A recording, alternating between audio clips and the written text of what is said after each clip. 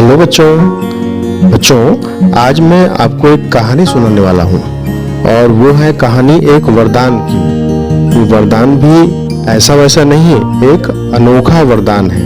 तो आइए सुनते हैं कहानी अनोखा वरदान। विजय सिंह नाम का एक राजा था।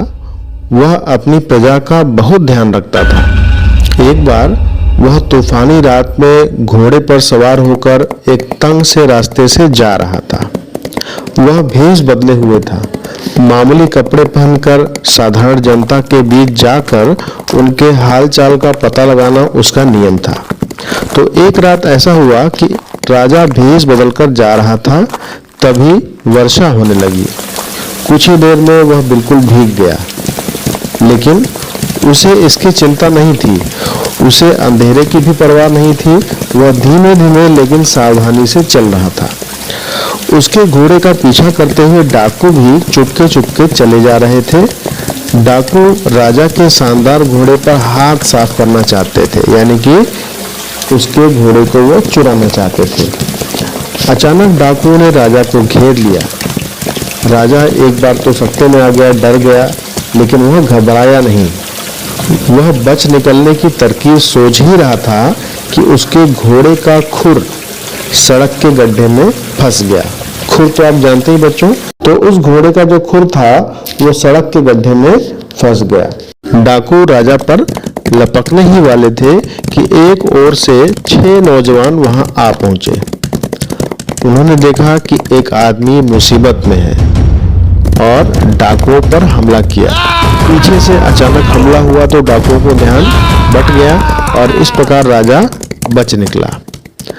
राजा जहां भी भेष बदलकर जाता था, उसके पीछे पीछे कुछ दूरी पर उसके चुने हुए अंगरक्षक भी रहते थे।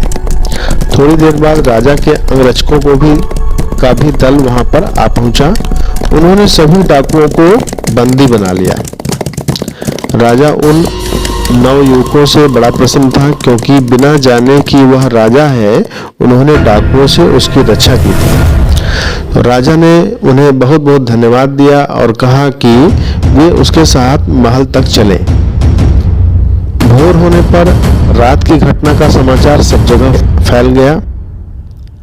सारी प्रजा खुश थी कि डाकू उनके राजा का बाल बांका नहीं कर सके, यानी कोई भी उनको नुकसान नहीं पहुंचा सके। राज परिवार के लोगों, मंत्रियों, दरबारियों और सारी जनता ने नवयुवकों के साहस की प्रशंसा की। बड़े खुश हुए लोग। अगले दिन दरबार में इन नौजवानों को राजा के सामने लाया गया। राजा ने अपने सिंहासन से उतरकर उन्हें गले लगाया और मनचाहा पुरस्कार मांगने के लिए कहा। राजा ने कहा, आप बारी बारी से जो चाहे मांगो। अगर मेरे बस के बाहर न हुआ तो मैं इसी समय आपकी कोई भी इच्छा पूरी कर दूंगा। उन 6 में से जो सबसे बड़ा था, राजा ने पहले उसी से पूछा। एक पल के लिए उसने सोचा और फिर कहा, महाराज, बहुत दिनों से मेरी लालसा थी कि मेरे पास आराम से रहने के लिए एक घर हो। मुझे बस एक अच्छा सा मकान चाहिए। राजा ने इतना सुनते ही उसी समय उस नौजवान के लिए एक आलीशान भवन बनाने की आज्ञा दे दी। अब दूसरे नौजवान की बारी थी। वह अपने पद में तरक्की चाहता था। राजा ने उसे राज दरबारी नियुक्त कर दिया और इस तरह उसकी भी इच्छा पूरी हो गई। अब बारी आती है तीसरे नवयुवक की। तो उसने कहा, सरकार, मेरे गांव के लोग हर सप्ताह नगर में सब्जी तरकारी बेचने आते हैं। गांव और शहर के बीच कोई अच्छी सड़क नहीं है, इसलिए उन्हें बड़ा कष्ट होता है, खासकर बरसात में। मेरी विनती है कि एक अच्छी सड़क बनवा दी जाए ताकि उनका कष्ट दूर हो जाए। राजा ने उसी समय सड़क और पुलों का निर्माण कराने वाले मंत्री को हुक्म दिया कि फौरन सड़क बनाने का काम शुरू कर दिया जाए। अब बारी आई चौथे नौजवान की। चौथा नौजवान क्या बोलता है? तो चौथे नौजवान से उसकी इच्छा पूछी गई तो वो शर्माते हुए बोला, महाराज, आप मेरे पिता समान हैं। मैं एक सुंदर पत्नी चाहता हूँ। राजा के विदूषक की एक सुंदर कन्या थी। राजा ने विदूषक से पूछा, और उसने खुशी से उस नौजवान को दामाद बनाना स्वीकार कर लिया। यानी कि चौथे नौजवान की भी इच्छा पूरी कर दी गई। अब बारी आई पांचवें नौजवान की। तो पांचवें नौजवान ने क्या मांगा? उसने धन मांगा। उसी समय बोरों में सोना भरकर उसे दे दिया गया। तो पांचवें नौजवान की भी इच्छा पूरी हुई। अब बारी आई छठे नौजवान की।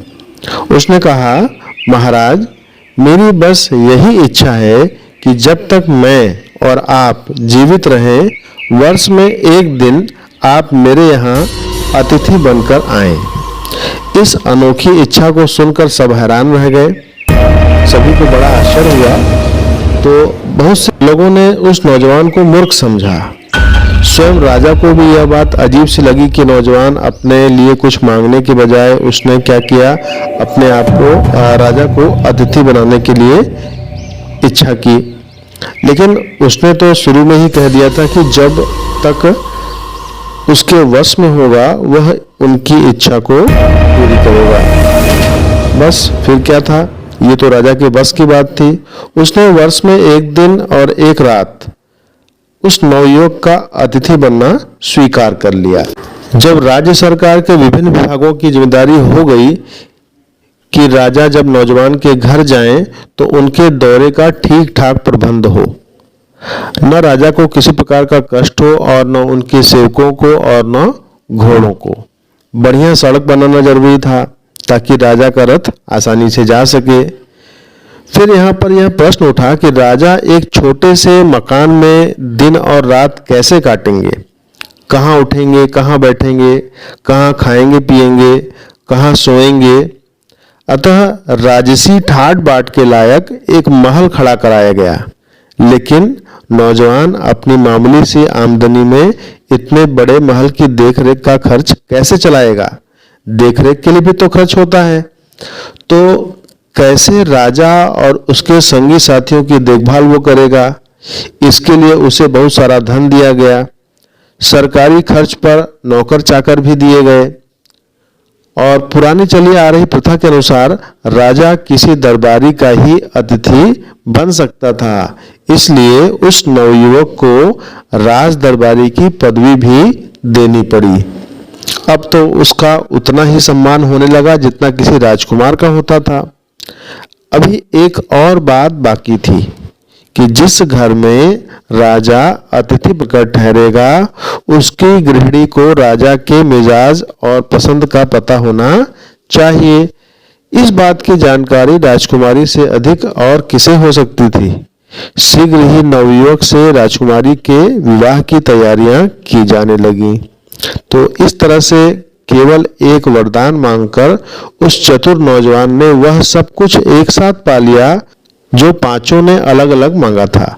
तो पांचों नौजवानों से अधिक इसे प्राप्त हुआ और उसने सारी इच्छाओं को पूर्ण कर लिया। तो था ना ये अनोखा वरदान।